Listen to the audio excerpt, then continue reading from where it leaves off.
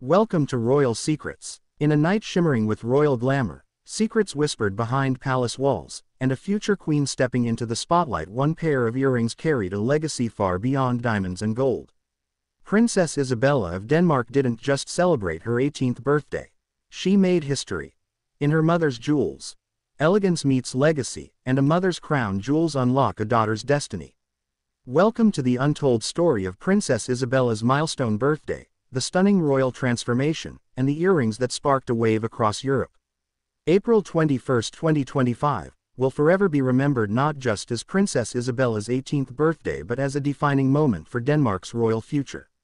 On this crisp Scandinavian evening, all eyes turned to Copenhagen as the second child of King Frederik X and Queen Mary of Denmark dazzled the world in a scene that felt pulled straight from a modern-day fairy tale.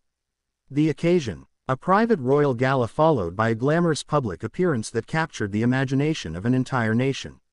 The outfit, a custom gown shimmering with understated elegance designed by one of Denmark's top couturiers.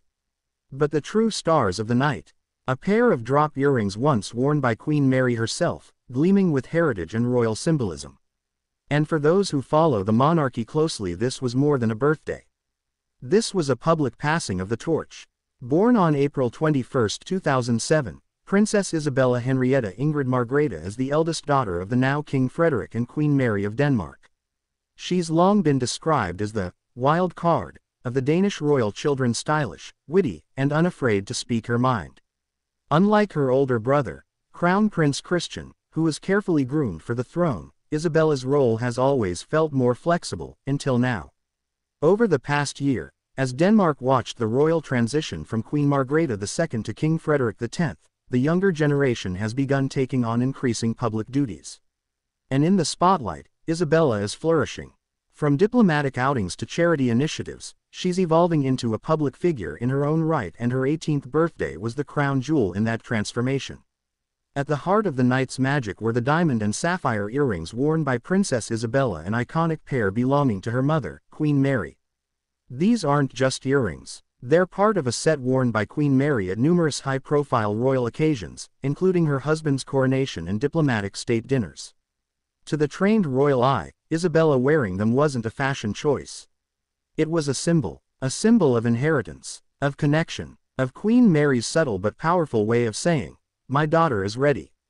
And indeed, as Isabella stepped into the ballroom under the golden chandeliers of Amalienborg Palace, Denmark saw not just a birthday girl, but a future royal woman, poised and polished.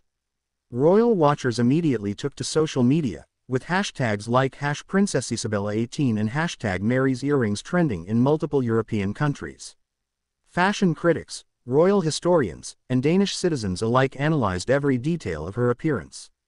But none sparked more intrigue than those heirloom earrings.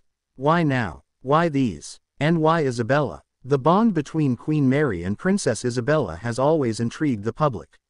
Mary, Australia-born and famously non-royal before her marriage to Frederik, has become a fashion icon in Europe and beyond. She embodies quiet strength, diplomacy, and effortless elegance. Isabella, in turn, has inherited her mother's strong features, sense of independence, and now, her style. But more than that, she's inherited Mary's symbolic storytelling through fashion. Queen Mary has long used her outfits to make statements, recycling looks, wearing symbolic colors, and reviving historical pieces. And by allowing Isabella to wear the famed earrings on such a pivotal birthday, Mary made a clear statement: this is more than a party. This is royal evolution. The private gala at Amalienborg Palace included Denmark's most elite royalty, nobles, and diplomats from across Europe.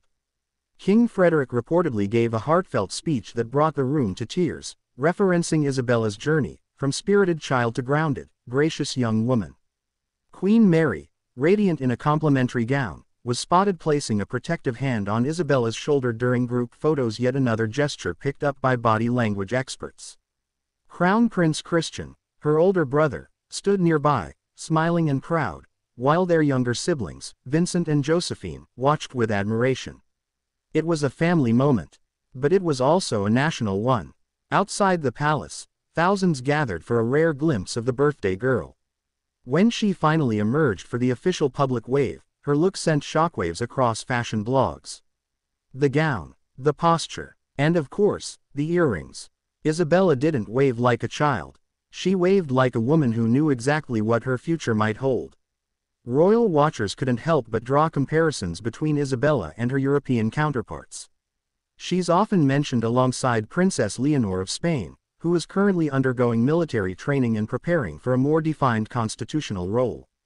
Then there's Princess Catharina Amalia of the Netherlands, another future queen being groomed for the throne with care. But Isabella's situation is different. She's not the heir, but she is clearly being prepared for a high-profile future.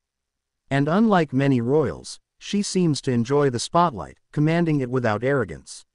From interviews to public speeches, Isabella radiates modern royalty, self-aware, media-savvy, and still unmistakably Danish. And that's where Queen Mary's influence comes into full view. Mary didn't just pass down earrings, she passed down an entire philosophy of how to be royal in the 21st century. Royal jewelry is more than fashion, it's storytelling in stone. The earrings Isabella wore that night are believed to be part of a larger suite known as the modern sapphire demi-perle, a favorite of Queen Mary's. Sapphires have long symbolized wisdom, royalty, and serenity, qualities seen as essential for royal women. Historians note that Queen Ingrid, Mary's grandmother-in-law, also wore sapphires when transitioning from consort to matriarch. By choosing sapphires for Isabella's coming-of-age moment, Queen Mary may have been anchoring her daughter within a lineage of powerful royal women. "I've never seen such subtle symbolism used so effectively," said one Danish cultural critic. Those earrings weren't just borrowed, they were bestowed. In the days following the gala, Danish media was flooded with praise. Headlines ranged from "Isabella's arrival" to "Queen Mary's protégé dazzles the nation." Polls conducted after the event showed an overwhelming approval of Isabella's debut as a royal adult, with many expressing hopes that she would take on more official duties in the near future. But there were whispers too. Some questioned whether the extravagant jewelry and gowns were appropriate at a time when economic issues are on the rise. Others wondered if Isabella's growing visibility was a sign that the monarchy is quietly preparing for more change than they're letting on. Is there a plan for Isabella we don't know about? Why was this birthday so public, so carefully curated, and so deeply symbolic? Next up in Part 2, we'll explore the deeper history of Queen Mary's jewels, analyze Isabella's rising popularity, and dig into what this milestone could really mean for the future of the Danish monarchy. But before we continue, ask yourself, was this just a birthday celebration, or have we just witnessed Denmark's next royal power player take her first step into the limelight? The sapphire and diamond earrings that now grace the ears of Princess Isabella have a royal backstory as elegant as their shine. Though they've dazzled under the modern gaze of Queen Mary, their origin reaches further back, into the hidden vaults of European craftsmanship and royal gifting tradition. It's widely believed that the set was a diplomatic gift presented to Queen Mary during one of her early state visits with Crown Prince Frederik, long before she became queen consort. These weren't just jewels, they were tokens of trust, gestures of goodwill from European allies welcoming an outsider into royalty. Now, with that same outsider, Mary, passing them to her daughter, another layer is added to their legend. The symbolism, clear and deliberate, a non-royal by birth gives the crown jewels to her royal-born daughter. A transformation wrapped in gemstones. From Mary's immigrant elegance to Isabella's born-to-rule radiance. It wasn't just an accessory choice. It was a royal nod to the future. To understand the full weight of this gesture, we have to explore Queen Mary's fashion legacy, and how she's used clothing and accessories as a quiet form of communication. Ever since she first appeared as a royal bride in 2004, Mary has built a reputation as one of Europe's most elegant royals. But behind the shimmering gowns lies a sharp understanding of power optics. Queen Mary doesn't just wear fashion, she strategizes with it. At charity events, she often rewears older outfits, signaling humility. At diplomatic meetings, she selects national designers or color schemes that honor her hosts. At coronations, she evokes historical royal imagery, reminding the world of Denmark's unbroken royal legacy. So when Mary allowed Isabella to wear her signature earrings, it was far from spontaneous. This was style diplomacy, a silent declaration, a message that Isabella is stepping into a larger role, and the monarchy is watching. Inevitably, Royal watchers have begun to compare Princess Isabella with other prominent royal teens across Europe, none more so than Princess Leonor of Spain. Leonor, the direct heir to the Spanish throne, has already taken a military oath, delivered speeches in Parliament, and completed rigorous training to one day be queen. Isabella, in contrast, is not in the direct line of succession. Her older brother Christian is Denmark's crown prince. But the parallels are striking. Both girls are now legal adults. Both have mothers who are fashion-forward and influential. Both have been launched into public life with carefully orchestrated milestone events. But here's where Isabella breaks the mold. She carries herself with a kind of relaxed charisma that's both modern and mysterious. While Leonor is all about discipline and duty, Isabella seems to embody a lighter, more confident freedom. She's not boxed into the role of future monarch, and that might make her even more powerful in the public imagination. It's no coincidence that Isabella's glamorous debut comes just months after Denmark's seismic royal transition. With Queen Margrethe II's abdication and King Frederick X's coronation, the Danish royal family has been actively rebranding. The old image of a stoic, restrained monarchy is being replaced with something younger, sleeker, and far more visible. And Isabella, she's the perfect face for that movement. She represents modern royalty, connected to tradition, but fluent in Instagram-age charisma. Not burdened by succession, but empowered by possibility. Every angle of her birthday celebration seemed tailored to reflect this new direction. The gown, the earrings, the photos, the wave, the interviews. As images from the event flooded the internet, the reaction was immediate. On X, formerly Twitter, Isabella 18 inches trended across Scandinavia and even parts of the UK. Instagram influencers praised her poise. TikTok creators compared her look to scenes from Bridgerton and The Crown. Fashion houses quietly reposted official portraits. Royal commentators, some of whom hadn't covered Danish royalty in years, suddenly had a new obsession. One viral post read, "If Princess Isabella wanted to take over the entire monarchy tomorrow, I'd let her." The earrings, the stare, the power. Queen behavior. The public wasn't just impressed. They were enchanted. And that enchantment sparked a bigger question. What's next for Isabella? Insiders close to the royal court suggest that Isabella's rising profile is part of a carefully calculated plan. According to palace sources, Queen Mary has spent the last 2 years mentoring her daughter in both public and private royal protocols. She's reportedly encouraged Isabella to study diplomacy, take on internships in humanitarian causes, and even study languages relevant to Denmark's international alliances. There's also speculation that Isabella may take on an ambassadorial, royal role, representing Denmark at youth forums, environmental summits, and even state visits in the future. In other words, while Christian is groomed for kingship, Isabella may be groomed for global influence. They're not just jewels, they're tools. Objects of power signaling that a new royal communicator is emerging. And she's ready to shine. Interestingly, Queen Margrethe II, who recently stepped down, did not appear in any official photos during Isabella's celebration. But royal sources claim she offered a personal gift, something deeply symbolic. Reportedly addressed simply to, "My dearest Isabella," the letter is said to contain private reflections on the Queen's own 18th birthday. Advice for life under royal scrutiny, and a touching blessing for Isabella's future. While the contents remain sealed, the gesture speaks volumes. Margrethe, one of Europe's longest reigning monarchs, is passing not only the crown to her son but her wisdom to her granddaughter. And once again, we see that this event wasn't just a birthday, it was a royal realignment. Denmark's monarchy has long balanced tradition with innovation, but rarely has it spotlighted a young woman the way it did Isabella. In a monarchy where female heirs have historically played secondary roles, the attention now on Isabella feels revolutionary. Could she one day serve as regent? Could she lead royal foundations?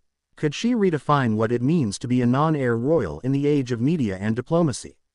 The answer seems to be yes, if the palace continues on this path.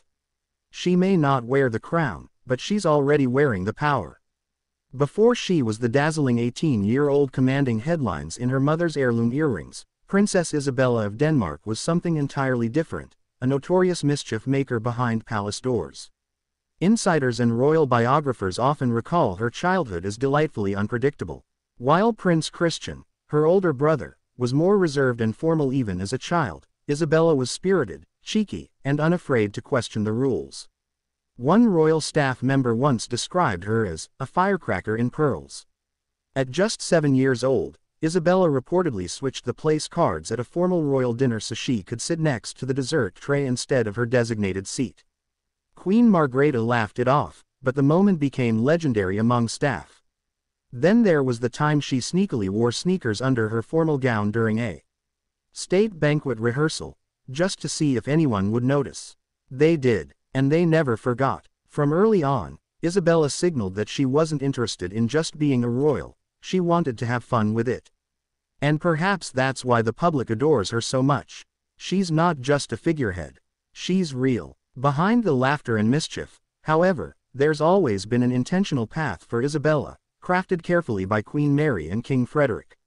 Unlike other royals sent off to elite private institutions hidden from public view, Isabella has attended both prestigious schools and international programs designed to mold leaders, not just monarchs.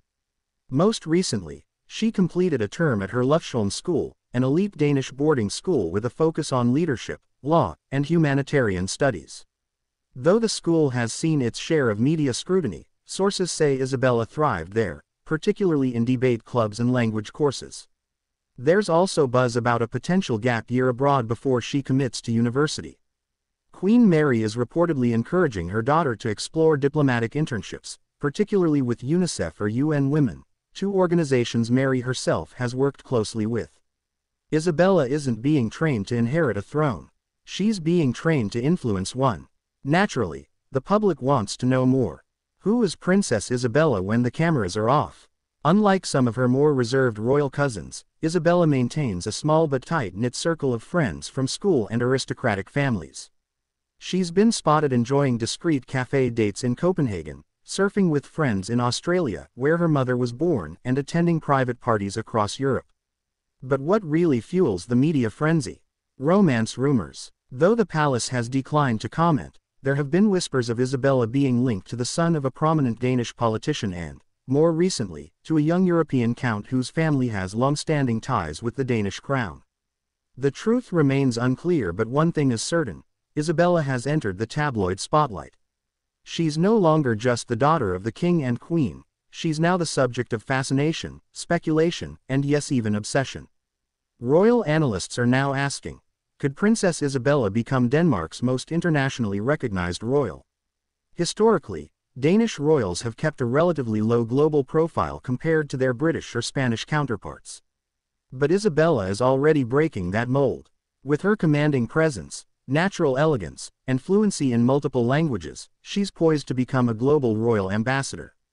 Sources within the royal household even suggest plans are being made for Isabella to represent Denmark at events like the Olympics, climate summits, and even royal weddings abroad.